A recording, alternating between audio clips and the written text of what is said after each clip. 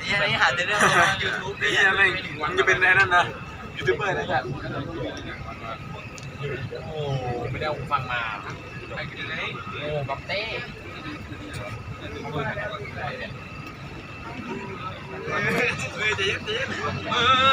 อ้วนไหนที่อ่ะแข่งกัน เนี่ยลืมมองไปเนี่ยลง YouTube ลง YouTube เอาดีเอาดี ช่องน้องเพชรโมเยลเด้อ เช็ดกล้องก่อน ได้คู่ชมพู่โอ้คุณคู่ยังไม่มา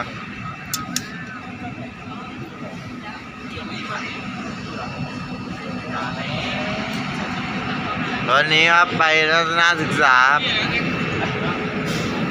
ไปที่สวนสัตว์โคราชนะครับยังไม่ได้นอนเลยประตูหลังเขาได้ไม่ได้เจ็บหัวนอนนิดนึง ส่งได้ถ้ารู้ตัวเองหมดวิธีแล้วทำตัวเองให้เจ็บที่สุดแล้วหัวโป่งแล้วเลยยังนี่โฟลีนอาโฟลีนไม่ได้โปรไม่เอาเนี่ย บ๊ายบายครับบิ๊กซีบ๊ายบายครับ